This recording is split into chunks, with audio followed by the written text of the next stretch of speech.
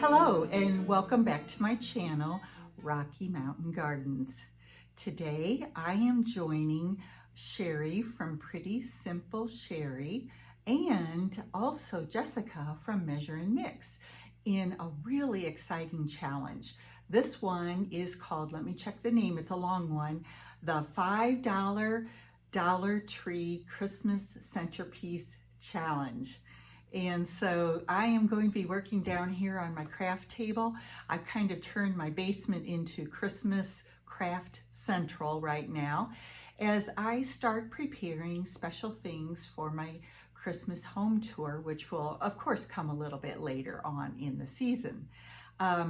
But in the meantime, I like to prep things ahead of time. And like I've said in previous videos, it just makes your decorating job easier when you have kind of worked ahead a bit and have some things already created and ready to place out in your home.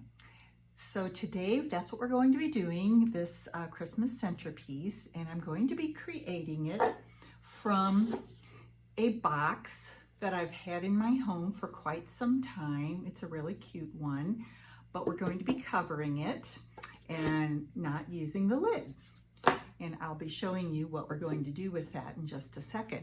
Now we also are going to be using some Christmas wrapping paper left over from last year for this design, and some ribbon that I've had on hand here for years.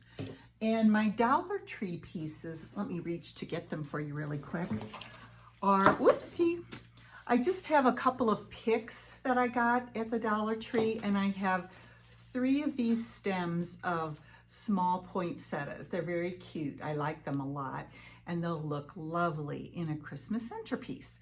So let's move over here to my table and put this lovely design together. So I have begun by cutting out a piece of my wrapping paper here that you can see, and I cut it so that it's a little bit longer or wider perhaps. Anyway, about, I don't know, 1.5 inches or so above the top of my box, and also on the bottom of my box. And the first thing I'm going to do is hot glue this piece here to this part of the box. So I want it to be relatively straight. I want to crease it here and crease it here. And now I'll do my hot gluing. I'm laying hot glue on the edges of each face of the box, top, bottom, and the sides, and then I just press the paper against that hot glue.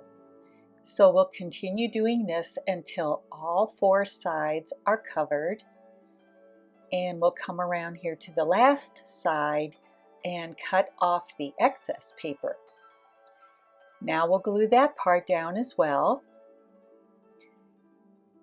And you will see now that I'm going to be cutting out these V-shaped notches on each corner so that I can easily fold down the flaps and glue them into place with my hot glue. So you'll see we're working on that. And first we'll get the bottom of the box covered, and then we'll go to the top and cut out those V-shaped notches again and hot glue down these flaps, and as you will see, the box will be completely covered. Next, I'm going to be getting some of this old ribbon I've had for a couple of years, and I'm going to sort of measure it around the box, cut off a piece, hot glue down the first flap, and take it around and glue it down as I go around my box And then we'll come around to the end here and have a little bit excess I'm cutting off, and then I'll glue down the last part of the ribbon. And there we are. Next, you'll see I'm going to be making a small loopy bow, and I'm just folding the ribbon on top of itself. I made it about 6 inches long, and that will give me 3-inch loops on either side. And I started tying it with a pipe cleaner, but then I decided to cut that pipe cleaner in half, and I did so, attached it, pulling out the loops. I have 2 loops per side, and then you'll see I'm forming the bow, fitting it on my box, cutting off the excess pipe cleaners, and now I'm hot gluing it, attaching it to cover up the seam that you saw where the ribbon ended on the front side of this container I'm making. Now I'm making a 3 loop gold bow, also out of leftover ribbon from my stash in my craft room. I made 3 loops on either side, hot glued it on, and then my last piece will be adding this little jewel piece right here in the center to give it a very glitzy sort of look. And there's my box. So here we have our container that we're going to be using for the flower arrangement for our centerpiece. And so I'm just going to go ahead and do this arranging right now while you watch, and you can see how lovely this will look. This container was made with an old box, some scrap ribbon, and this little jewel piece that you see here is actually from one of my bracelets that broke. So I cut it apart and saved all of those jewels to use on other projects. I have these poinsettias, like I mentioned, and if I place them in here, I think they're about the right height. So I'm going to be putting in one red one, and you might notice that I pulled all of these poinsettias apart so that they look like a larger bunch of flowers, and they're more full like they would be in nature. I'm going to be sort of twining together the red and the white. So I'll put the other red one over here, and I'm going to go ahead and pull one of the white poinsettias over on this side, and one over here amidst the red on this side. And if we look around all the way, it looks like it needs a little more something, doesn't it? Let's see here. Well, for sure, I have 2 picks. So each of these, of course, was $1 at the Dollar Tree, and I have 2 picks. Each one has some poinsettias in it, in each one, and they have some berries and pine cones. They're just really lovely picks. And I did pull them apart so that there would be more to see and it would look more full. And I'm going to try to add these into my arrangement to make it look a little more complete as well. So here we go.